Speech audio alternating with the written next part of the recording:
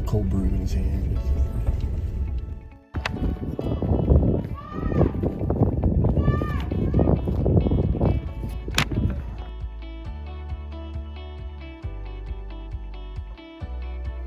Well, gate, it's going to get you out to the back where they're going to do the ceremonies. If you want to check out the visitor center, that's going to be from the back patio. Bathrooms here and some over there. Okay, If you great. have questions, let us know. All right, thank you.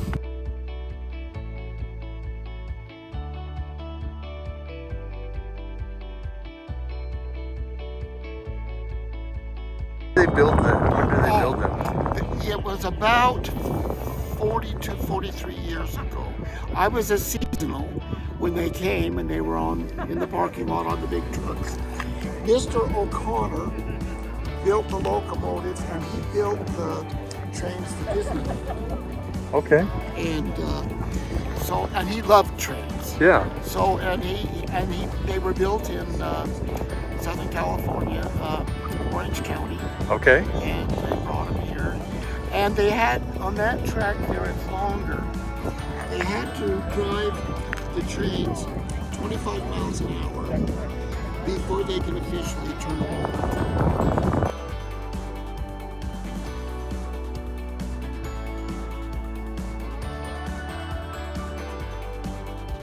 Good morning, folks. I'm Ranger Lucas. Historic sites and historical parks are set aside because three things, people, place, and time, come together to give us a very important moment in history. And I'd like to briefly explain why we're at this place. So as you're driving out here to this really convenient, easy to get to location today, you're probably asking yourself, why did they complete the Transcontinental Railroad out in the middle of nowhere? And the middle of nowhere is actually on the other side of that mountain range. And we share a zip code with them, so we're not quite in the middle of nowhere. Well, it all goes back to the Railroad Act of 1862, signed by President Abraham Lincoln. And in this act, it specifies two companies are going to build this railroad. The Central Pacific, building from Sacramento, California, which is 690 miles just past that mountain, and the Union Pacific, building out of Omaha, Nebraska. They're going to build towards each other, and they're going to get paid by mile of track. They're going to get $16,000 a mile for building in the plains, and $48,000 a mile for building in the mountains. They're going to get 12,000 acres of land per mile of track, and they own the mineral and the timber rights to that land. So there's lots of incentives to build lots of rail. There was an amendment to that act later on that allowed them to build rail bed or rail grade, which is that earth that you're going to put the tracks on eventually, up to 300 miles in front of where they're laying track. And they get a partial payment in the form of a government bond for building rail bed. So at some point in the construction of this railroad, the two grading crews from the companies met each other. And then they waved at each other. And then there was no adult supervision at this meeting, so they just kept building past each other because Congress was still cutting them checks. So they didn't build too far past each other, just about 250 miles.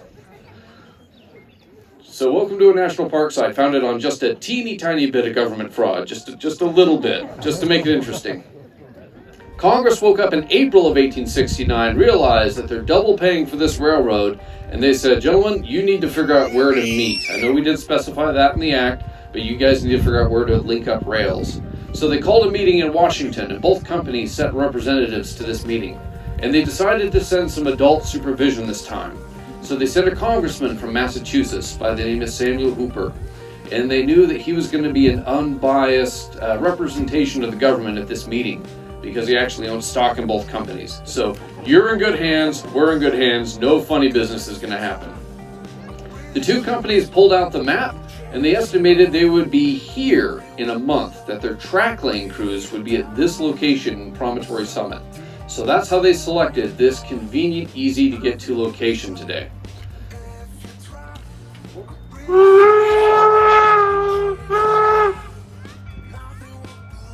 And don't forget to wave, folks.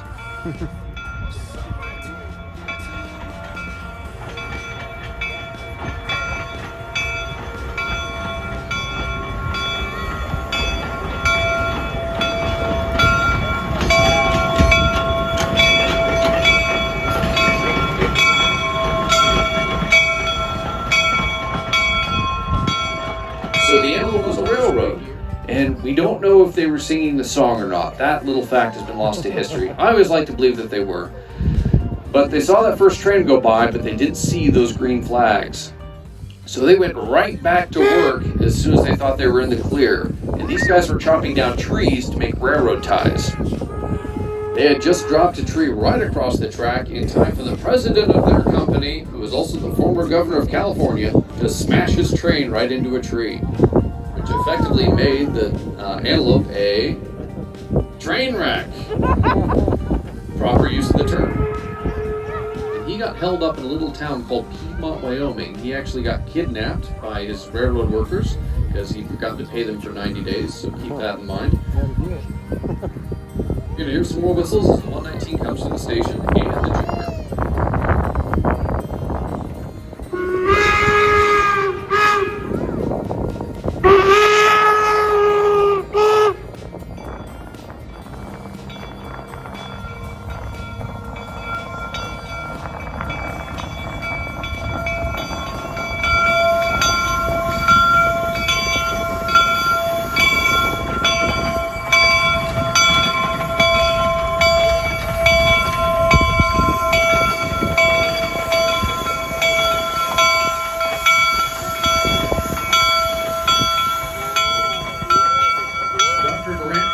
Engineer says, I can't get my 60-ton locomotive across the bridge, but I have a good feeling that we can get the cars across if we bump them across one at a time.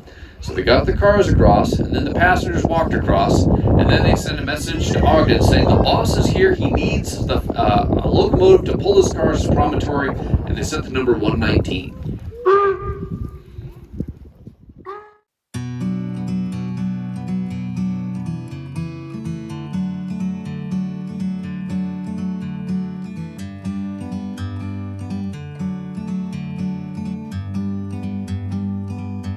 Like a bird on a tree,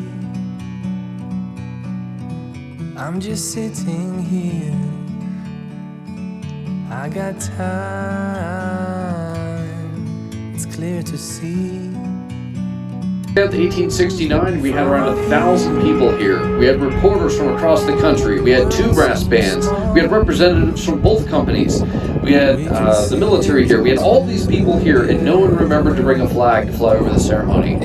Kind of an embarrassing thing to forget. Lucky for us, there was a soldier with the 21st Infantry who had in their pack a family heirloom, and he pulls out a 20-star flag. Ladies and gentlemen, the last time we had 20 states was 1819. He had a 50-year-old flag, truly a family heirloom in his pack. Now, we lent us that flag that day, so we would have something, red, white, and blue, but still out of date, flying over the completion of one of the largest engineering projects in the 19th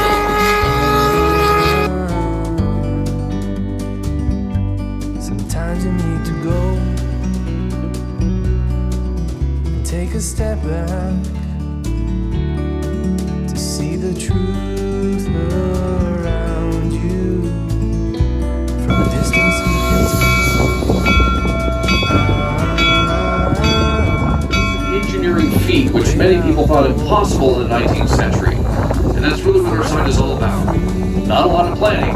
In the end, we do the American thing. We pull it all off in the end. I'm going to turn over to our cast from 1869, where we're going to do a reenactment of what that ceremony would have looked like.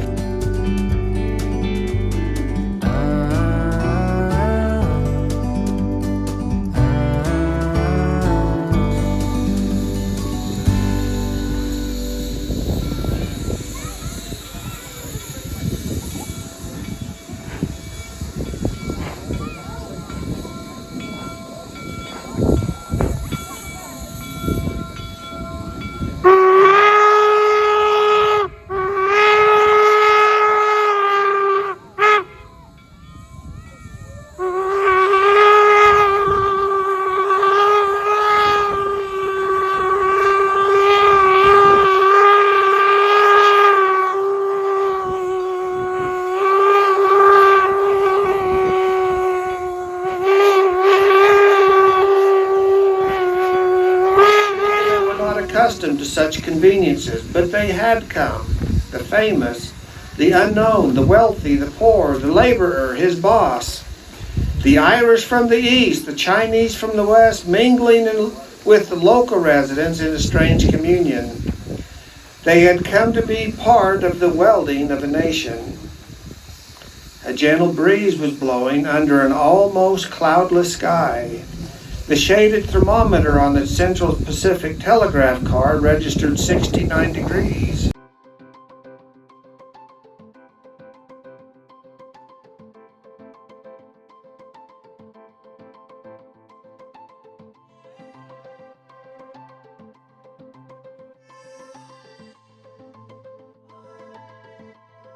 From promontory to the country.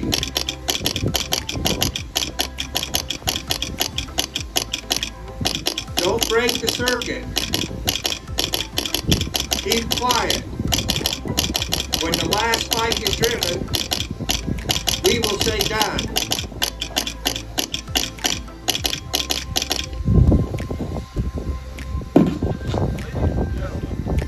On behalf of the officials of both railroads, the Union Pacific and the Central Pacific, I bid you welcome. We are met today to commemorate the completion of a project which is a remarkable example of the vision, the determination, and the labor of thousands of men in a union, which this day shall be consummated forever. We are assembled here to link the ends of the earth, to join the raw riches of the American West with the finished products of the industrial East. We are also met today with mixed emotions, with joy that in a combined effort and a common cause, the brains, the sweat, and the muscle of thousands of men have joined together under the guidance of Almighty God. But it is with profound sorrow that we remember and pay homage to the hundreds of men who gave their lives that we might stand here at this moment and share one with another this sacred occasion. Pleased to have reporters from some of America's great newspapers. From the territory of Utah, among other dignitaries present, is Bishop John Sharp, the railroad bishop, representing Governor Brigham Young, is the telegraph operator who will keep the whole United States informed of these proceedings as they transpire. He is Mr. W.N. Schilling, Western Union operator from the Ogden, Utah office. Thank you. From promontory to the country. Bulletin. We have got done praying. The spike is about to be presented. Thank you, Reverend Todd. At this time, it is my pleasure to introduce a fellow resident of Sacramento, Dr. H.W. Harkness, who will present to Dr. Thomas C. Durant of the Union Pacific Railroad and Governor Leland Stanford of the Central Pacific Railroad 2 railroad spikes. Dr. Durant, Governor Stanford will then place these spikes into holes that have already been drilled in the laurelwood tie. But these are not ordinary spikes. Ladies and gentlemen, these are golden spikes made from pure Californian gold.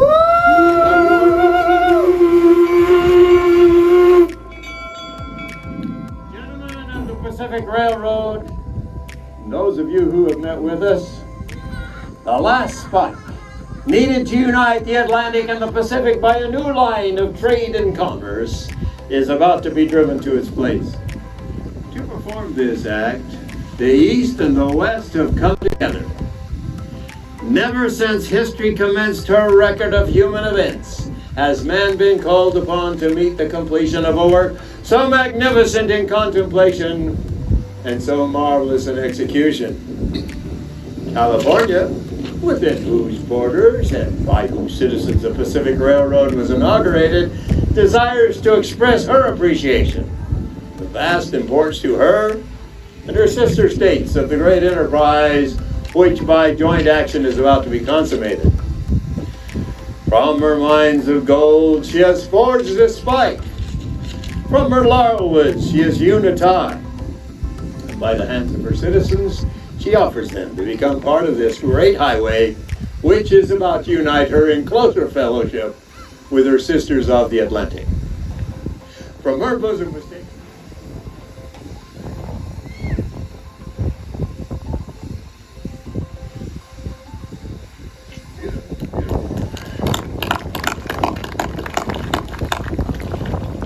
Thank you, Dr. Hartness.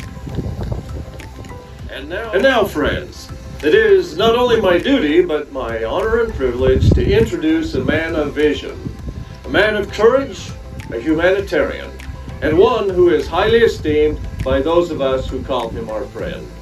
He is a Californian whose farsightedness has contributed in large measure to the success of this great enterprise.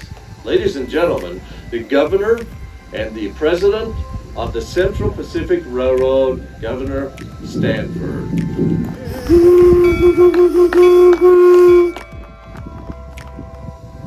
Gentlemen, the Pacific Railroad companies accept with pride and satisfaction these gold and silver tokens, which represent the material interests of this country, north, south, east, and west. These gifts shall receive a fitting place in the superstructure railroad. But before driving the last spike in the completion of the Pacific Railroad, allow me to express the hope that the great importance which you attach to our enterprise may be in every respect fully realized. This line of rails connecting Atlantic and Pacific and to boarding commerce of new transit will prove, we trust, the speedy forerunner of increased facilities. The day is not far distant when 3 tracks will be now necessary to accommodate the commerce and travel which will seek transit across this continent. Freight will move only one. Thank you, General Dodge. Ladies and gentlemen, that moment for which you and the entire nation have been waiting, the driving of the last spike is at hand. At this point, we wish to commend both railroad companies and their workers for their efficiency and hard work in bringing this monumental undertaking to its successful fruition in a record 6.5 years instead of the 12 years allotted to the venture. A final presentation in the form of a silver-plated spike maul will be made by Mr. L.W. Coe, President of the Pacific Union Express Company. After which, Dr. Durand, now that he's feeling better, and Governor Stanford will make a few ceremonial taps on the precious metal spikes with the maul. Mr. Coe. Railroad officials, honored guests, and friends. It is the privilege of the officers and workers of the Pacific Union Express Company to add their congratulations upon the completion of this modern-day miracle. This silver-plated spike maul is symbolic of our good wishes.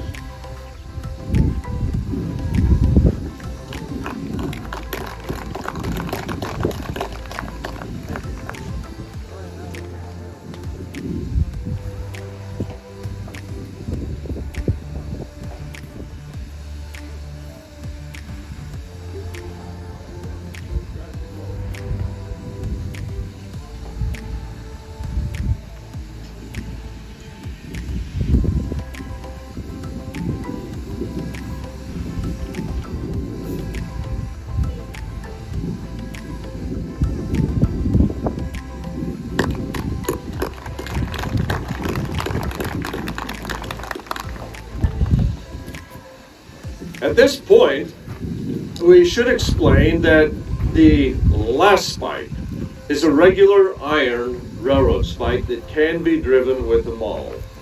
Both the spike and the maul have been wired to the transcontinental telegraph line so that people everywhere can hear the blows as the spike is driven.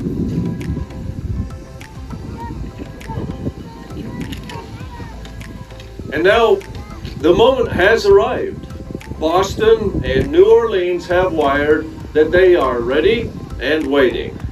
Indeed, throughout the length and breadth of the country, people everywhere are waiting at every Western Union office. As Mr. Schilling gives the signal that the last spike is driven, a magnetic ball will fall in the dome of the national Capitol. In San Francisco, the fire alarm bell will ring. A volley of 200 rounds will be fired in salute at Fort Point, and in Philadelphia, the Liberty Bell will ring again. Gentlemen, are you ready? From promontory to country. Bulletin, 12:40 p.m. Dr. Durant has adjusted the spike. The spike will soon be driven.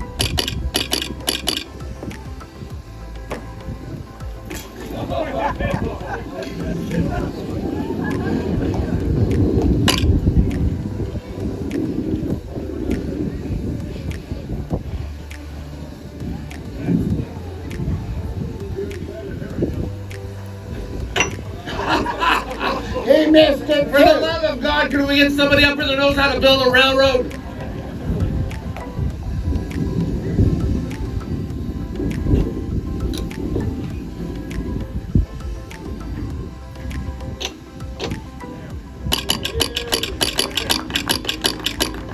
Promontory to the country. Bulletin. D. O. N. E. Done.